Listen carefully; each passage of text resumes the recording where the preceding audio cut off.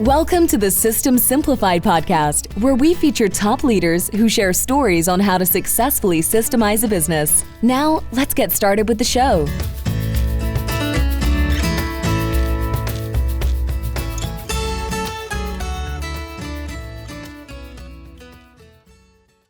Hello, Adi Klevit here, the host of the System Simplified podcast, where I feature top founders, entrepreneurs, and thought leaders about systematizing a business.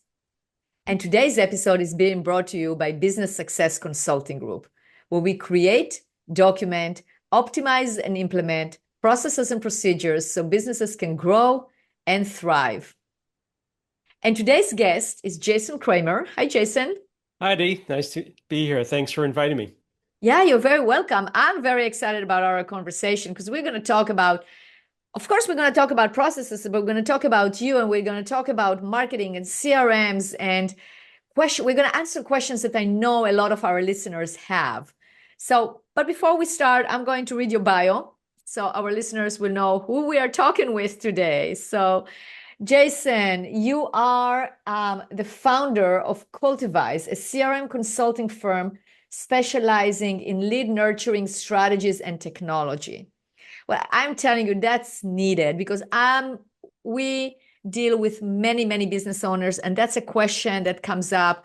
It's it is a field that people need help navigating in that field for sure, and understanding what is happening. So you identify revenue gaps in marketing and sales funnels for distribution, service providers, marketing agencies, and manufacturers. You launch Cultivize to provide customized CRM solutions and empower businesses to improve productivity, amplify lead conversion, and provide detailed insights on customer journeys from the top of the funnel to the sale. Now, when you're not strategizing in CRM, you enjoy family time with your wife, 2 kids, and 2 dogs in your lively New York home. And when it's warm, you cruise on we can find you cruising on the Hudson River. That's amazing. Soon, yeah, another month or two, yeah. That's right. So, Jason, welcome to the podcast. Thank you. All right, let's talk about the world of CRM. When did you recognize that there is a need for someone to help strategize and to help find the right CRM that led you to start your company? So it started about 10 years ago. I used to own an ad agency.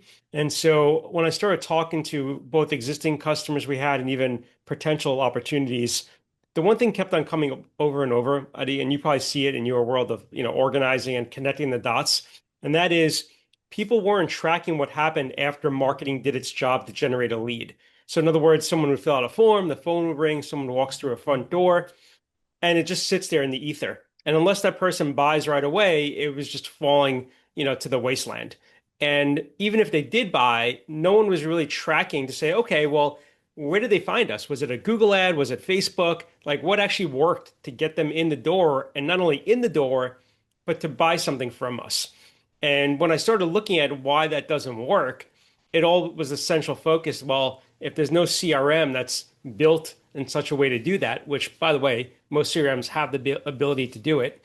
They just don't do it because no one knows how to do it. That was like, well, this is something I could not only solve, but I would enjoy solving that problem. And that's why I sold that agency and to start this business to really focus on, what I always loved, which was, keeping things organized, right? Even like, you walk into my garage in my house, every tool is in its place, everything is organized. It's the way I have to stop you there. I love that. That's what I Yeah. did this weekend. Yeah. Is I spend so much time at the Container Store, applied to the Container Store. Right. And I like when everything is organized in its place. It just makes your life so much easier. And Yeah. that ties into processes and procedures because Of course.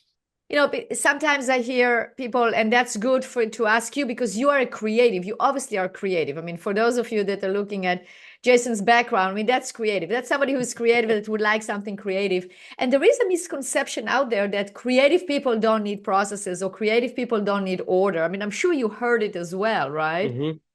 Let's Oh, debunk that absolutely. myth right now. What do you Yeah, say to no. that? I'll share really quick. This story will be like 20 seconds long. When I was in college, I went to Syracuse University and I was an art major. And so I was taking all different art classes, but there's one class, a painting class.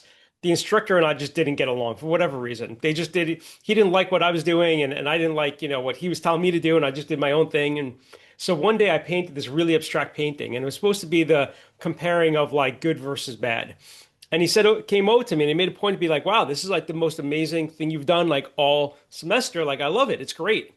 What he didn't know was that there was tape underneath all that paint, and there was a whole layer of tape that I put. And the idea was that I would rip it off and it would have like all this very confined, like sort of like process oriented, like design to it, right? And as soon as I turned that tape off, he just lost his mind. He actually took that roll of tape and threw it out the door into the hallway. And he's just like, this isn't what painting is about. Painting is about like, just being abstract and freeform. And he's like, there's no purpose tape should have in here. And I was like, well, that's just the way my mind works. Like I saw it that way. And so, yeah, it's I just rare, have to I say think, to something on have, that right now is that, yeah, when you're an artist, you can't, there is no right or wrong in no, terms of, I yeah, mean, of course, they can be wrong if you're using your art in order to harm people. But if yeah. this is the way to express yourself, a teacher cannot tell you I that this know. is not It's so art. silly. I know. I know. But yeah, so I do love the organization of things, and that just naturally led to CRMs because CRMs have to be organized and there has to be a Right. process for things to all align and to make sense, living in one cohesive environment. Absolutely. Yeah. Okay, so what are the main components? Like, let's say we have an entrepreneur right now listening to us, and they are looking at switching to another CRM or they're being pitched a CRM. What are the main components that person, that he or she should look at when deciding on which CRM to use? Okay. I'm going to answer that, but I'm going to answer another question that I think is equally important, maybe even more important first, if that's okay. Anya. Absolutely. Okay. So never just shop for, in my opinion, any software for the features and benefits. Before looking for a CRM, you really should have a list of what are the problems I have in my business? Who in my business is going to be solving these problems with this new software I'm trying to buy? What is my future plans with this piece of software? So in other words, it's not about just today or next month. It's what's going to happen in maybe a year or two. How will my team grow, et cetera. And then you also have to consider like who's going to help you figure out how to use that software. And so I say these things because often, as you know, it's the shiny object syndrome. It's like, wow, this demo looks amazing or this product looks amazing. You buy it and you wind up not needing 60, 70% of what it can do because you bought it for one small little piece of what it can do. And Yeah, so, no, I agree. You actually answered my question right there. yeah. Those are the questions to ask. My question was not about the features, but I'm with you. I mean, that is the problem also with processes, is that a process engineer or a process documentation optimization has to happen before you buy the technology, because otherwise you are restricted by the confinements of the technology, Mhm. and you might be buying a system that has all these features that you don't really need. You have to define the requirements ahead of time in order to get to that decision. Absolutely. And I think the other thing that often people don't look, and I've sort of looked at this over the last, 10 plus years, it seems from my perspective, the lower the cost of the software, and we're talking about business software, usually the worse the support is. And so, you have to think about, okay, if you can't afford to hire somebody, what is the response time? Like, am I submitting tickets and I'm gonna have to wait a few days or a week to get a response? Can I get on a video call with somebody? Can I get on the phone with support? And you really want to understand these things before you buy any software because you're definitely going to hit a roadblock. There's no doubt about it. It's how are you going to overcome that roadblock and how quick is it going to be to overcome that roadblock? And if support is really kind of crappy, then it's going to take quite a while and you're going to get very frustrated. That's true. I Yeah. agree with that Yeah. 100%. I mean, that is what can happen, and that is a problem. Yeah. So, okay, good. So now you told us the questions to ask. Are there any tips that you can give us about how to answer those questions? Meaning not the answers themselves, but what to look at when you are looking at those questions. What additional questions do you ask on top of each one of those questions in order to make sure that we are choosing the right CRM? Yeah. Well, I could go into it pretty extent. We probably need a lot longer of a time than we have today, but I will take you like through the high level of it.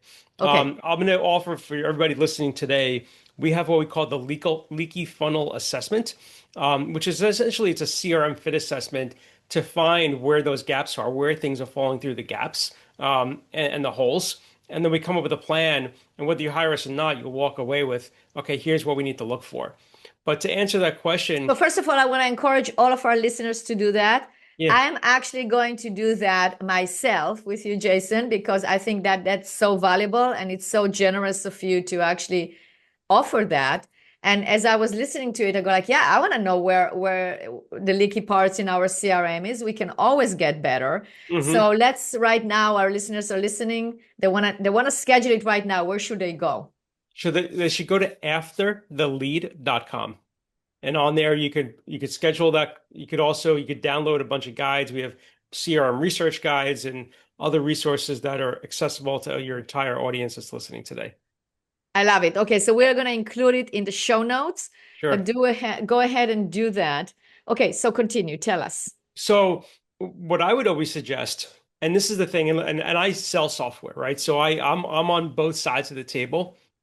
But what really bothers me is when I do I'm attending a demo, and in other words, I'm looking at buying a piece of software, and I ask them to show me a demo, and they start giving me a very boilerplate demo that they do for 1,000 other people. When I see a demo, I have a list of questions before the demo even starts. And I ask the person give me the presentation, I want to see this. How would you do this? This is my situation. I don't want to see someone else's situation. I want to see how it's going to affect me.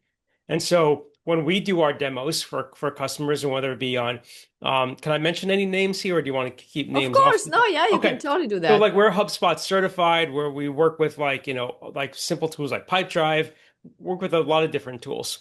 In fact, I was just talking to a landscaping company, uses Jobber. So like we're really all over the map, right? In different tools we use.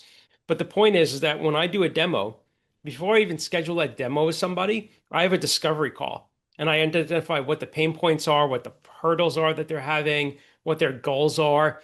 And I organize all of that. So when I do the demo a few days later or the following week, I'm showing them not the complete system. I'm showing them how all of those problems will be solved using that particular piece of software. And so while there might be 80 features in the tool, I might only show them 6 features because those are the core ones that are going to help them solve their problems. The other ones will be more of like a phase 2 approach. And so what I would just offer to your audience to think about is when you ask for a demo, come with not just general questions. Don't ask me like, well, how do I add a user? How do I send an email?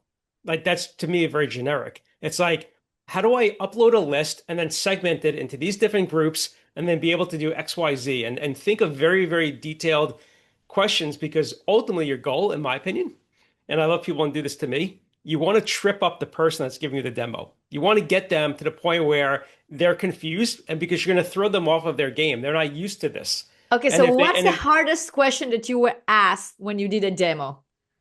Oh, that's a good one. Um, I would say the hardest question, I don't know. That's a really good that I love that question. I don't know if I've ever been asked that question. I would say probably when I'm doing a demo for a company and we don't have a client in that industry, that's probably the hardest thing because we need to prove to them that whatever we're showing them can work for their industry, even though I don't have a use case for a specific industry. And so that I would say is probably the most challenging thing because I need people to be really creative in what they're seeing on the screen and not pay attention to the words, but more of the concept of what I'm showing them. Good. Yeah. Yes. So, what does success look like? So, if you have a company that is utilizing the CRM as hmm they should, how do they know that they're doing it? Like, what at that point, what does success look like? Great question. All right. So love these questions.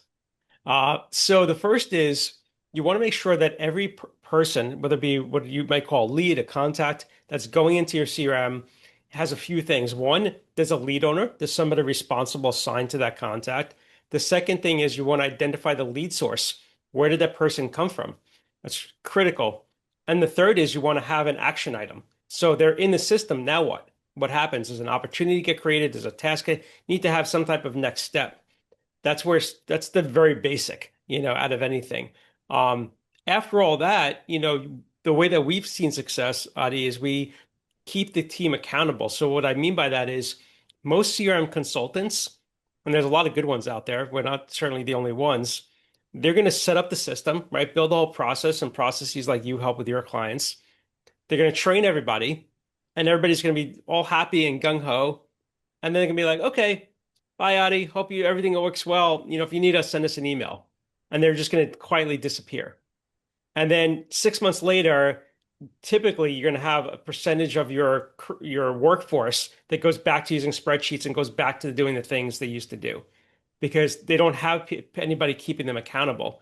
And sometimes you can't rely on the internal sales manager or owner of the company to keep them accountable because if they're not good at that role, then it's going to slip through and go back to old ways. So the difference for us is that we stay on board indefinitely. I've had clients for 5+ years. We still meet with the head of sales, the head of marketing, and sometimes the owner of the company every single month, every month. And we make sure that things are going the way that they should be going. And we look for ways we can improve things and modify things. And That as you makes know, sense. Adi, I mean, CRM is one of those things where it's not you set it up once and you walk away.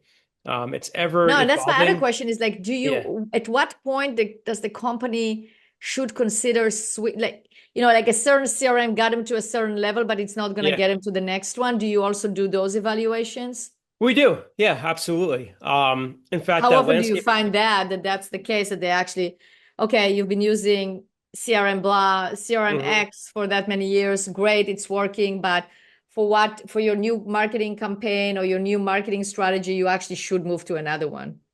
Yeah, sometimes. And sometimes they want to move because it's like they've been driving a car for 15 years and they see the new shiny car and they want the new shiny car, even though the car they have is perfectly fine and there's nothing wrong with it. And so it's my responsibility to find out why do they want to switch? Why do they think they need to switch? And then, just be completely transparent with them. And I'm not in it to sell them something they don't need. That just happened with this company I mentioned, Job that's using Jobber. Initially it sounded like they needed a CRM, but once I spent a half hour with the girl that runs their office and she showed me how they're using it, I'm like, this is running like 95% of your business. There's no reason to switch. Like you're not doing some things, you're doing some things, I wouldn't say poorly, but like they're missing the boat on a few things that we can help them with. But that's going to take us less than 10 hours to fix things that are costing them thousands and thousands of dollars, in any given month. Yeah, Yeah. absolutely. Yeah.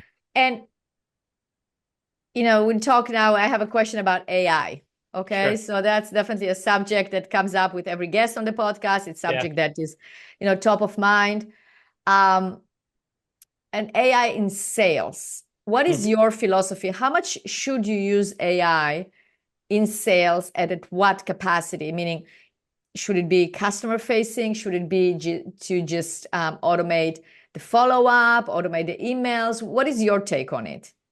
Yeah. So I would say there should be two areas that I think it works extremely well in. The first is the research phase. If somebody fills out a form on your website and all they've given you is their email address and maybe their first name, you can use AI and other tools to find out their LinkedIn profile, the title, the name of the company they work for, and all these things that while you could figure it on your own, it takes time, right? So data enrichment is a huge component that a lot of companies are not doing with their data. More important in B2B businesses than in selling to consumers, but there still has its place there sometimes as well. So that's one area. The second area is once you start having those conversations, most salespeople are really bad about putting notes into the CRM. And when they put a note in, it's usually like a few hours after the meeting, maybe it's a few days later, a week later. And so everything they put in is not the exact words, word for word, that the prospect was giving them.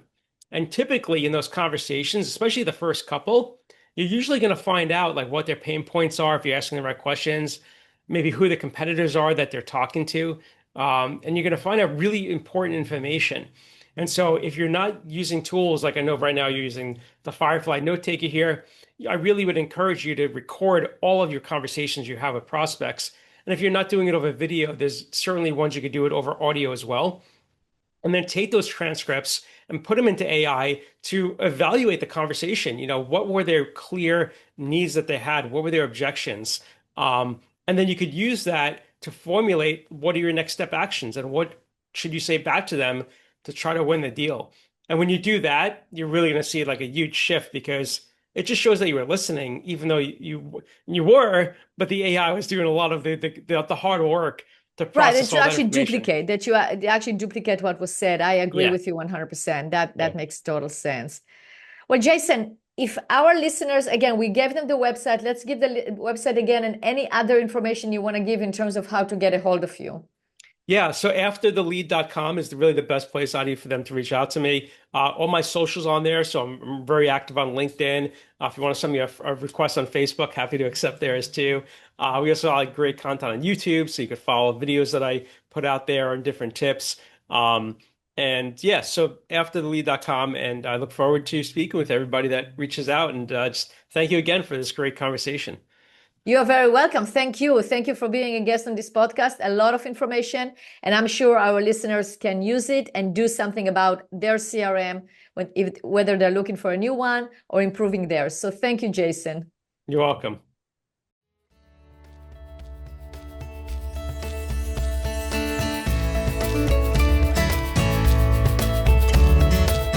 Thanks for listening to the System Simplified podcast. We'll see you again next time, and be sure to click subscribe to get future episodes.